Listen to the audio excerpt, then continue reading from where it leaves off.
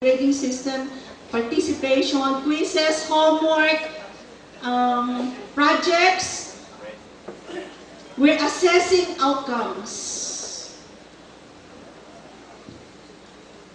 What exactly do you assess? What do you look for when you assess participation? How actively students are engaging themselves in the class discussion? Or are you more concerned about what are they saying? What do they know? What can they do with what they know? What have they understood or might have misunderstood? Those are the questions that the teacher should be asking. Not how actively are they participating. So what? Diba? Homework. You ask them to do homework. You collect the notebooks. What do you do with those notebooks? You check every page if all the pages are filled up and if all the answers are provided to all the questions.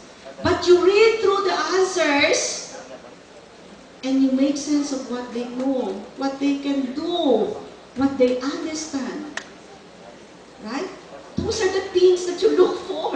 Not whether the answers and the questions have been answered, but you analyze the answers they give. What do they tell you about what they know, what they can do, what they understand? Those are outcomes that everyone should be looking for and looking at. Okay. Periodical test. What exactly are you looking at? You're looking at what they know, what they can do, right? What they understand. Those are just tools. And you don't grade the tools. You grade the information. You put a value to the information that children are giving you in terms of what they know, what they can do, what they understand. Does that make sense? Next. Using multiple measures of learning. I have nothing against the multiple choice, but every teacher should understand that the multiple choice type of test has limitations.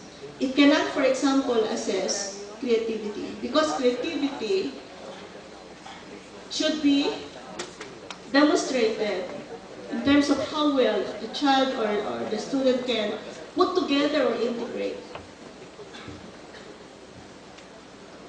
Synthesis cannot be assessed using the multiple choice type of test, because it's about children constructing, it's about children putting together, and that thing you cannot see or you cannot measure using the multiple choice type of test. Communicative competence, for example, is a construct. You cannot measure communicative competence using the multiple choice type of test. Maybe reading comprehension, you can do that.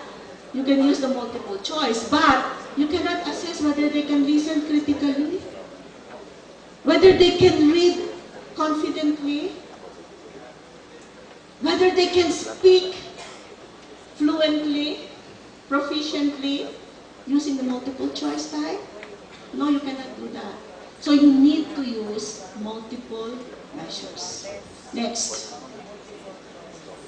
Provision for differentiation where appropriate. There's too much standardization in our assessments. I remember when I was in grade school and up to high school, we had the same thing. After the summer break,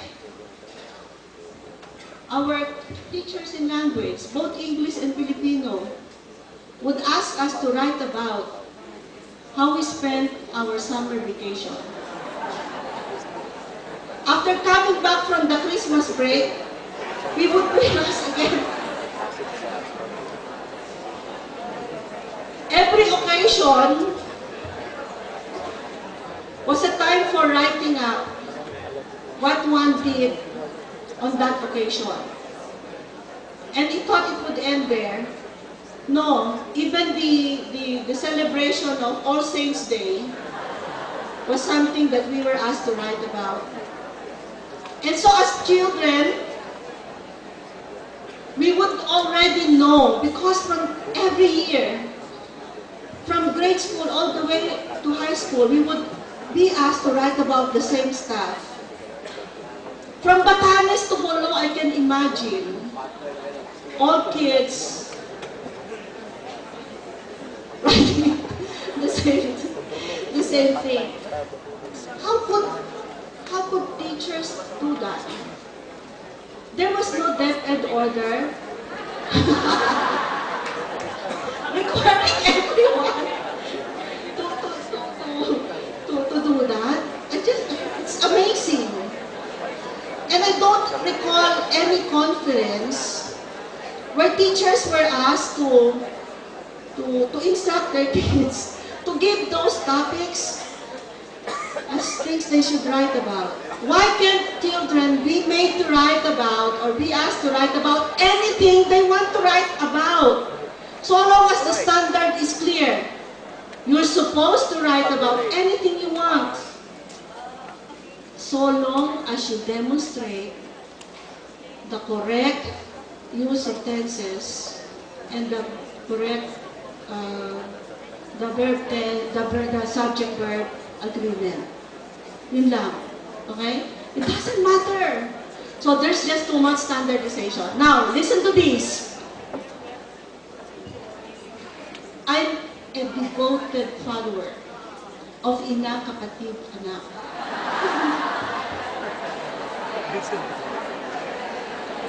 Okay. If I ask my students to write an appropriate ending to ina, kapatid, anak, because this is standard, I want every child to be able to write an appropriate ending to a story. That's a standard. The standard will not tell you, right, what the story is. It can be any story. But the teacher is this. Because I'm an avid follower, I just want to know what my children think about ina, kapatid, anak and how it's going to end. And so I tell them, I want you to write about an appropriate ending to ina, kapatid, anak. Oh no, I don't want you to write that. I want you to do a dance drama. That is totally unfair. Number one, are all your kids watching ina, kapatid, anak? Number two, can everyone do a dance drama? No. I cannot dance, nor can I sing. Does that mean I failed the standard? Does that mean I'm not attaining the standard? No, you can't say that. But if you say, okay, the standard is that you should be able to write an appropriate ending to a story, you should be able to give, ganun pala dapat, you should be able to give an appropriate ending to a story. It doesn't matter which story. And it doesn't matter how you demonstrate that understanding of what ending you will provide to that story. Okay, so we need to differentiate. Let's give children choices. Does that make sense? That's what it means to provide differentiation where appropriate. Okay? That should be, those principles should be communicated very well and strongly put across to teachers. Next, Alfred. Provide for transfer of learning to real-life situations. So, make your assessments authentic to ensure that children will be performing tasks that they will encounter in life. Later, I will show you some samples, especially in math. And forgive me, math teachers, I almost failed math because I never liked math. Because of the way it was taught. I never saw the connection between life and math. When math is really about life, diba? Math is really about life. Maybe if I was taught differently, I could have loved math. Okay, next. What teachers should be doing with what they know? Okay, let's go through the process of analyzing these classroom practices. Alfred, please, click no. I do. Okay. Which of these practices should you stop doing, continue doing, start doing? Next. Plan for assessment first or plan for instruction first? Which is which? Assessment. Yep. That's step 2. Define your outcomes, plan for assessment, then and only then do you do step 3, which is plan for instruction. Do you assess first or do you teach first? Assess. Pre-assess. Pre-assess. You need to clarify that. Baka akala ng mga teachers kung anong assess, baka mag-evaluation agad. Pre-assess. Okay. Daily assessments or daily testing? Daily assessments. Assess in order to monitor student progress? Yes. Maintain orderly behavior? No. No. If the class is noisy, the teacher would say, you better shape up, better behave or else. And the students already know what to put, and what will follow that or else. Okay. Ensure student preparation. You're promoting disorder. Hindi kayo nakinig kay Jose Ocampo, no? Disorder should not be.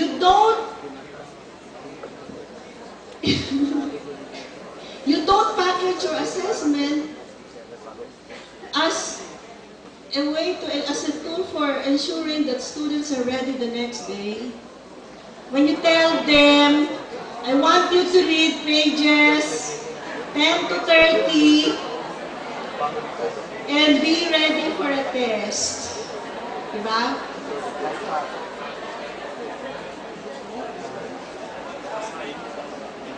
You're whispering, and I know what the noise means.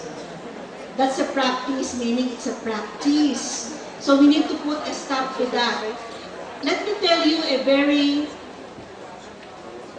realistic example. This was my experience when I was in high school. I had a Filipino teacher who was so strict. She wanted all of us to be ready for every lesson. And so she would say at the end of the day's lesson, read pages 15 to 50. Haba. And be ready for a test. Because she was a Filipino teacher, it was amazing. This is the only teacher I've met in my entire life who would have the knack for putting in blanks where you would least expect them. This is how her assessments would go. Ang blank, ay blank, comma, blank, comma, blank, comma, at blank, period. Only a student who had read assiduously every page and memorized all the punctuations and where they were placed would be able to answer that kind of question.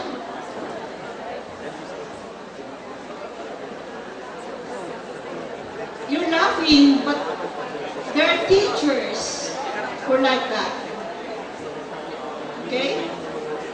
They just want to make sure that all the pages have been read thoroughly and memorized. Okay? Do you assess in order to fill in time? No. You have an hour, okay?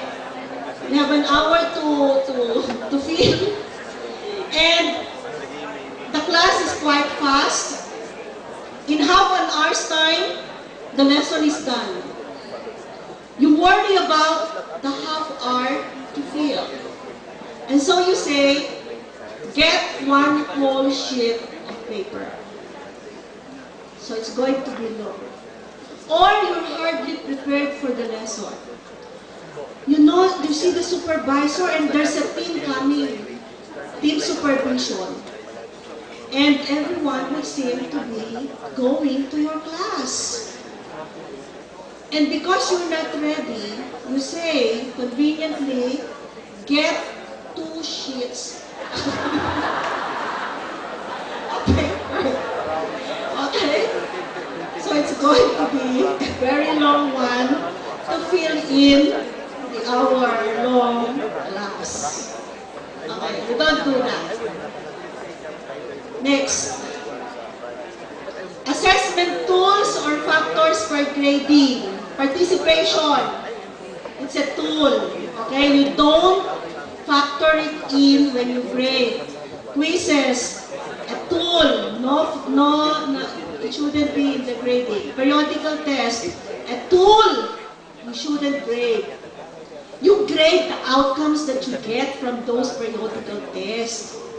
Okay, but you don't say periodical test 30%. No. What do you put weights on? It's the outcomes. Homework, 10%. No. You read what's written there, and then you analyze what they know, etc. Projects, the same. Okay? Don't factor them in for grading purposes, but use them as tools for collecting information about your learners. Does that make sense? Please convey that very strongly to the teachers. Assessing the right answer or assessing the process of arriving at the right answer. Process. Some students can just be plain careless. Okay? They know the process, but they're just plain careless, and so that makes the answer wrong. Okay? So you don't punish them for that. But you need to acknowledge, okay, the fact that they will have learned the process. Except that because of sheer carelessness, they got the answer wrong. So you need to give them credit for understanding the process. Okay, next. Teaching to the test or teaching the skills covered by the test. It's the skills covered by the test. Okay, next. Structuring or giving students choices. Okay, gives students choice. Differentiate, that's the basic principle there. Next. Okay, are there questions at this point? So far? Okay. Next, we go to the next milestone there, understanding. What is it that we need to put together? What is it that we need to think about more deeply? Okay, the new assessment paradigm. Next. Okay. These are the levels from knowledge to process to understanding to product and performance. And they're weighted accordingly, according to the value we give to each level of outcome. Okay. So we assess for knowledge, for process, for understanding, for product, or performance. Alfred, please click levels of assessment so they get to see some samples.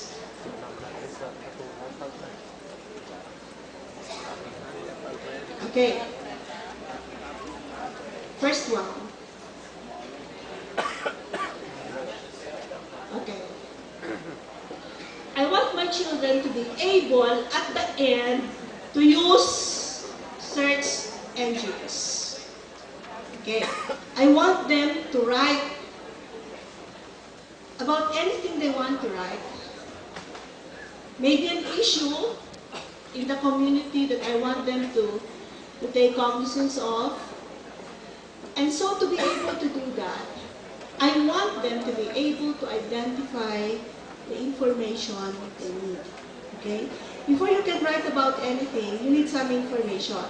And they should be able to identify which among the information they have available are the ones that they need. Okay? So that's 15% knowledge. Next, what do I want them to be able to do with this? Alfred, please click process. I want them to access various information channels available and to use search engines in accessing the information, and, of course, to analyze the information in terms of accuracy and reliability. Because not all information they will be getting might be accurate or reliable. Next, if I skip understanding and I want my children to immediately produce the product or performance, they might not be able to do this effectively. That is, evaluate every information they access and observe ethical use of information and information sources unless they understand, Alfred, to refute or support the statement that not everything that may be found in various information sources may be accurate, may be credible. And that is what teachers should be conveying to their students. That is what they should be communicating very clearly to their students. Not to download anything without acknowledging. And number two, not to use any information on the net, like on the web, like Wikipedia, for example, without critically examining whether the information is credible or it comes from credible sources. Okay? Next. I want my children coming out of grade 4 to be able to write letters in Filipino or in English. And so, at the level of knowledge, I want them to identify the parts of the letter. Next, I want them to be able to use nouns, pronouns, observe subject-verb agreement, and use connectives in simple letters. Now, if I skip understanding and I ask them to write a business letter, they might not be able to do this, meaning use appropriate protocols for writing friendly and business letters. And so I might end up reading a letter with a letter of excuse. Traditionally, we would ask parents, hindi ko alam kung ako kinukunan nyo o yun nakalagay.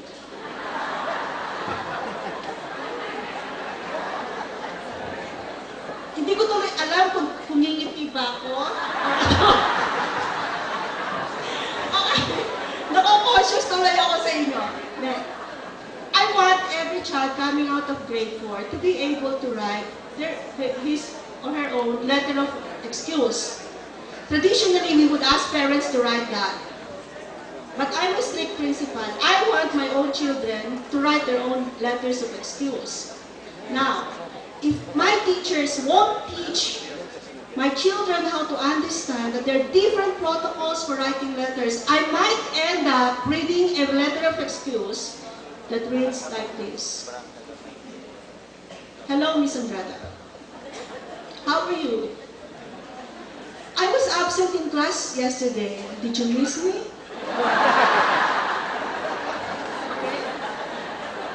There's a protocol.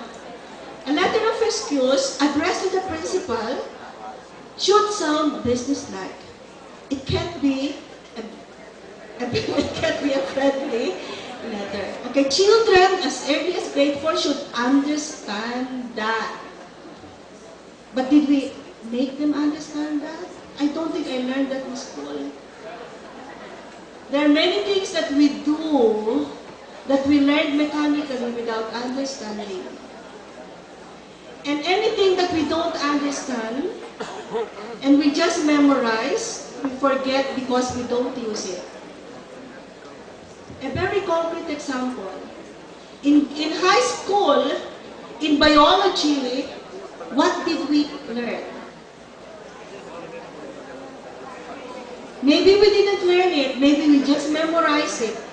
Because I'd like to bet that we never learned it at all. We just memorized it. And remembered it at the time when we were being taught what? The class, the species, the family, etc.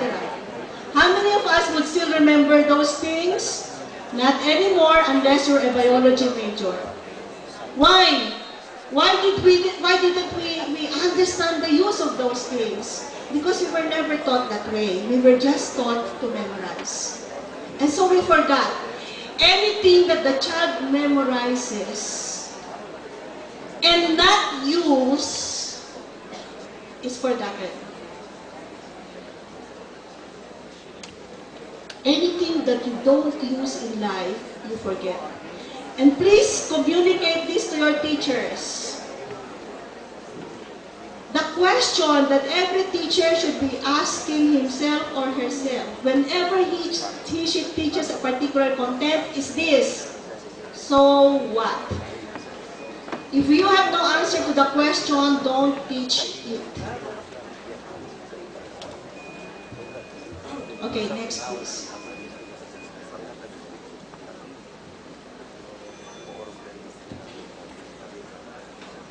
This is science. Algebra, or math. Distinguish the process of division from other operations. Okay, I want my children to be able, I want my children in grade school to be able to know all the fundamental operations, and in this particular lesson, to distinguish the process of division from other operations. Number two, what do I want them to do with that? To perform division of whole numbers and fractions. Now, I want my children at the end to be able to use division in real life situations accurately and appropriately. Why appropriately? Let me give you an example, and this is how the test will go.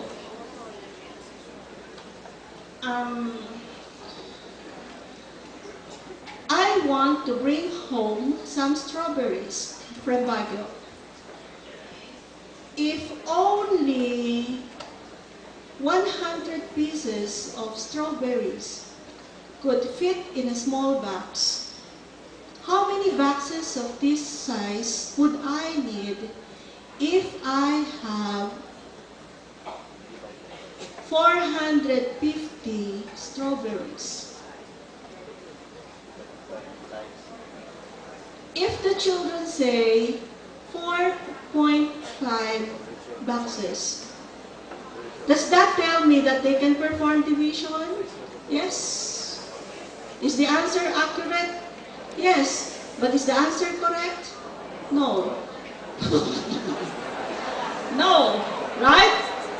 There's no such thing as 4.5 boxes. Okay? They should be made to understand, Alfred, when to round off and when decimals are critical. When they report scientific experiments, for example, or when they report the result of an investigation, they should be able to use decimals. When they report statistical significance, they cannot round off, they shouldn't. Okay? But when dealing with practical life situations, that's when they round off. Okay? So they should be able to understand that. Next. Ito. A science to. Do we still go through with this? Sige. Distinguish physical from chemical chains. Why did I include this? Because I noticed that in many lessons in science dealing with physical and chemical chains, they would stop at differentiating chemical from physical changes. And so the teacher would give examples like burning wood. What is that? Chemical or physical change? Chemical. Chopping wood, that's physical.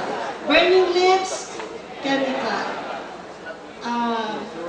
Composting, chemical. Okay, so you have memorized.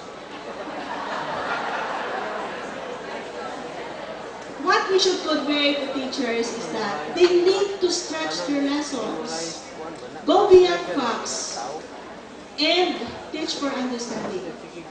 We will go through this. Next, Alfred. I want my students to analyze which processes they encounter in life situations involve physical and chemical chains. Okay, next. If I skip teaching and assessing for understanding, I doubt if my students will be able to make intelligent choices or decisions in undertaking any process involving physical or chemical chains. Let me give you a realistic situation. I have a flat nose. No, don't take my photo. I have a flat nose. I am now in a quandary whether I I should go for a nose job or simply apply makeup because I'm meeting my special someone so that the bridge of my nose will look higher. This involves chemical change. If I go for a nose job, that's invasive. If I simply apply makeup, that's just physical change, right? It will not alter the shape of my nose, but seemingly it will look better. Okay? So that's just physical change. I won't be able to make that decision because when I was in school, I was never taught about understanding that we need to manage the effects of change and the risk involved, if any. Diba? Hanggang doon lang tayo sa analyze. What is physical? What is chemical? Hanggang doon lang. So please, convey to your teachers very strongly that they need to stretch their lessons and take this to the next level where children will make sense, will make meanings, and later use this. Next.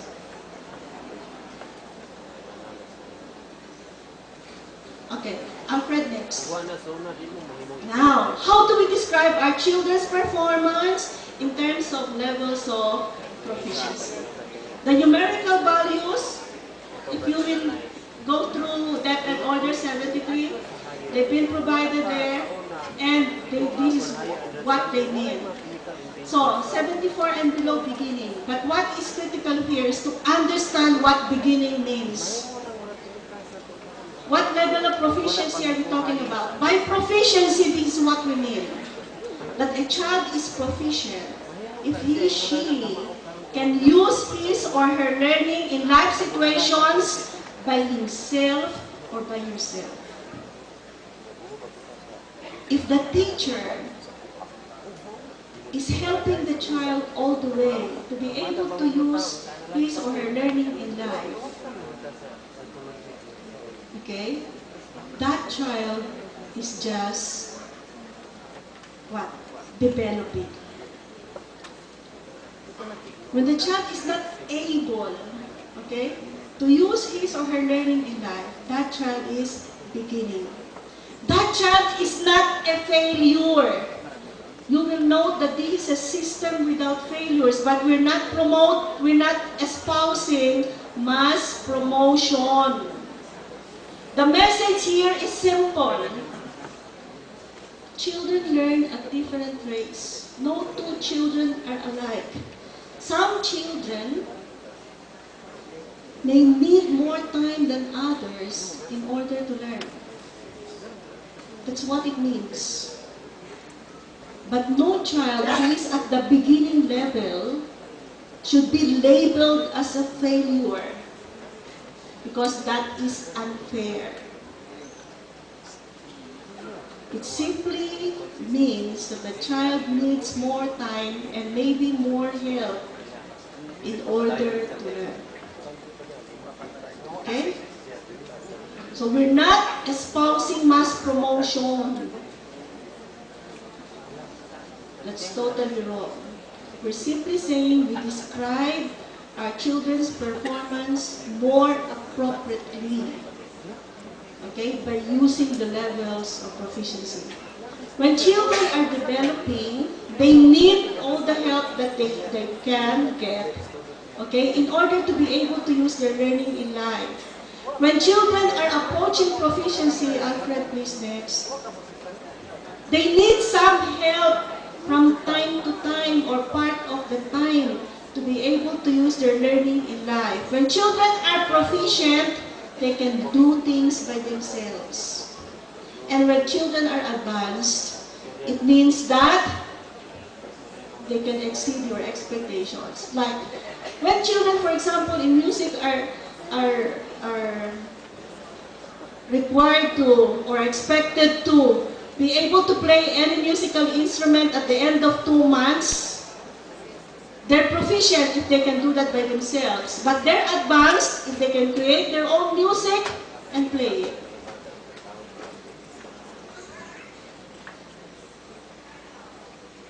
If the standard in language is that the children should be able to provide an appropriate ending to a story, if they can do that, they're proficient by themselves. If they can do that by themselves, they're proficient. They're advanced if they can write their own story, create their own story, and provide their own ending.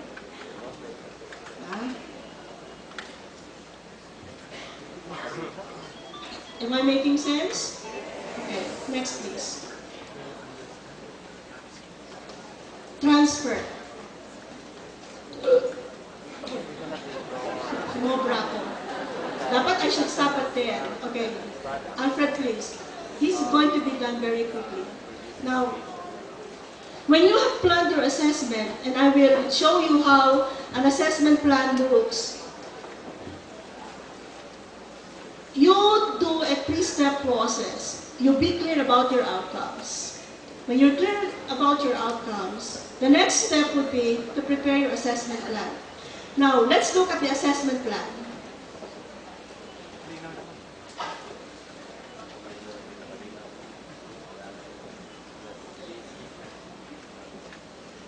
I chose this because it's simple and everyone can relate to this, no matter what subject area you specialize in.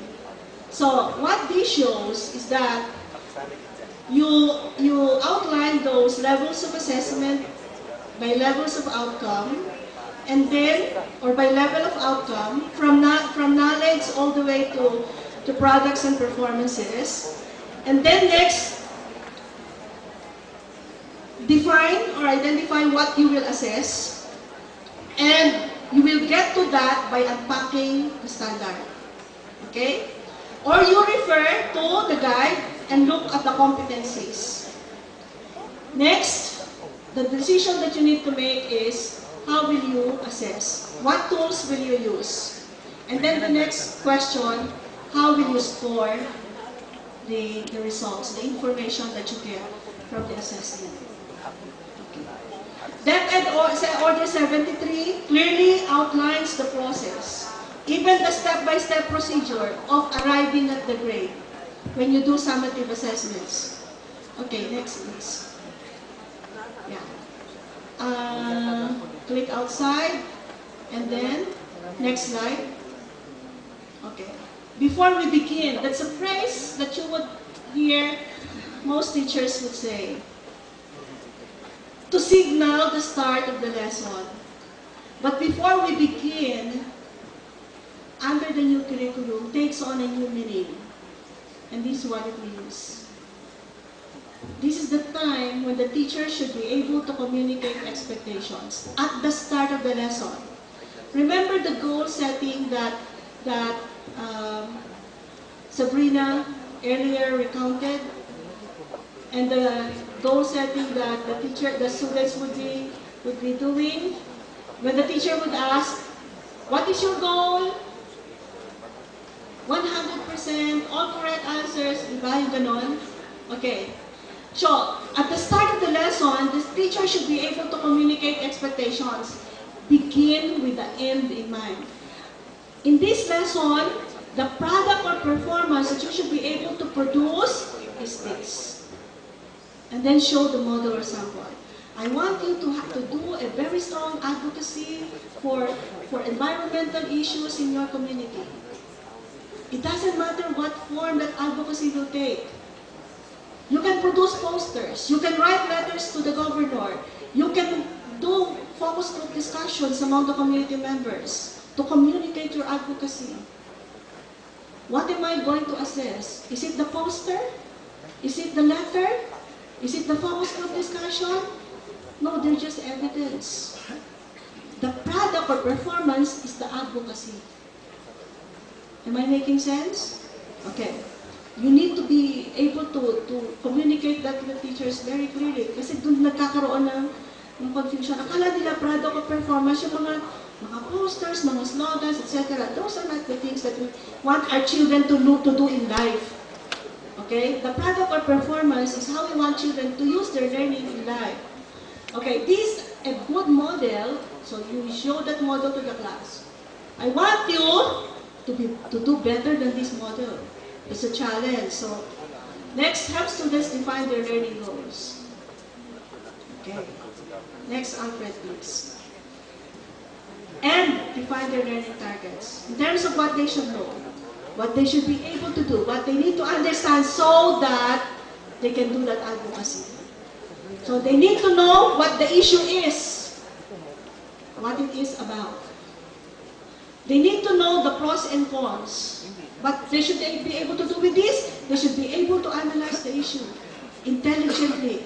They should be able to collect information about the issue. They should be able to gather what people are saying about the issue, what they think, what they feel about the issue.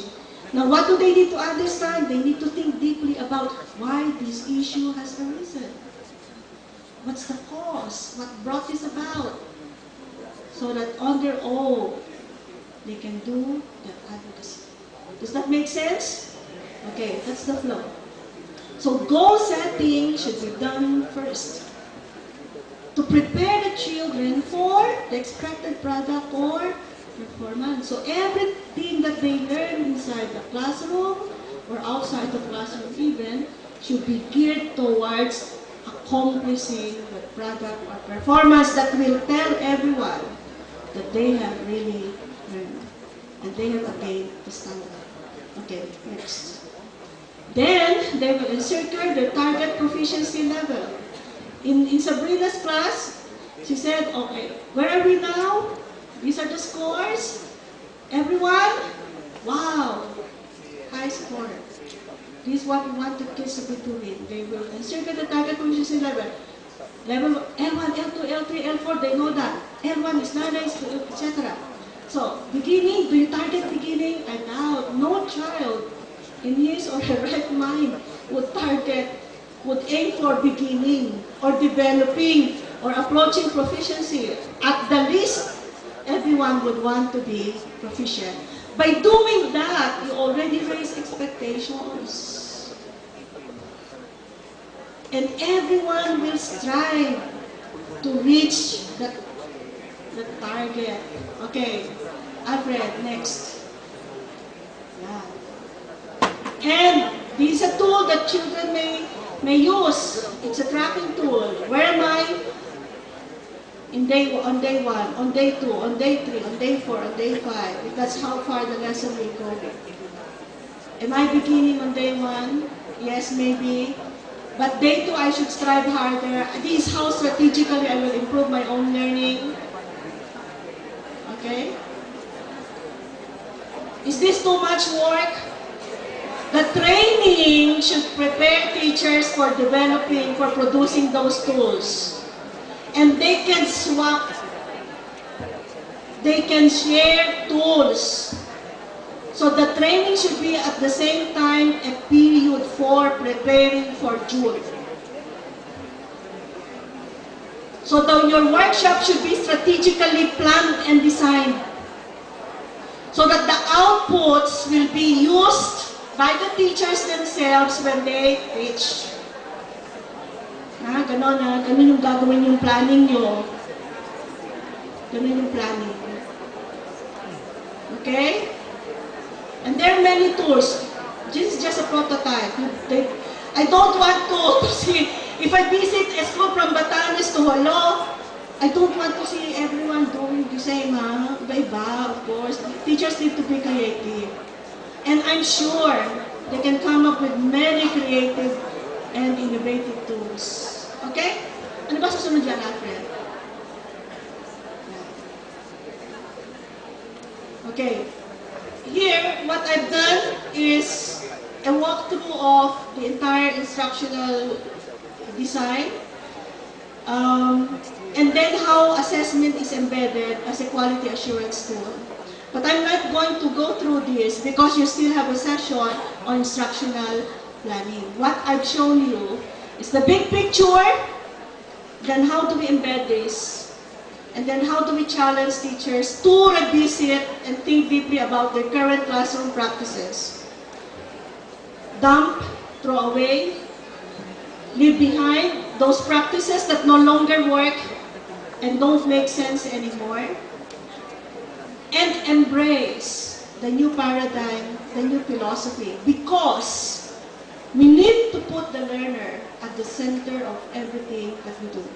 If it doesn't work in the interest of the learner, forget about it. Because you don't fulfill your mission as a teacher. And I don't want any teacher to say, after you've trained them, that they taught, but they're never certain whether their kids have learned. If you teach, there should always be that assurance and guarantee that all your children have learned.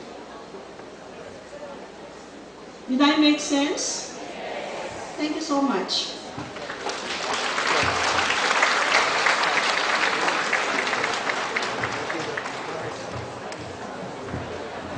Okay, so a round of applause again to Ma'am Loli. Marami pa kayo natutunan? Yan. Sabi nga ni Ma'am, pagbalik natin in our own station, in our own region, kung ano yung mga dati nating ginagawa, let us do paradigm shift. From tradition to the new trends of our assessing our students' learning. So now, by this time, alam ko po, ang iba sa inyo, nasa inyo na ang snacks. So we will go to our respective station or rooms or session halls per subject area.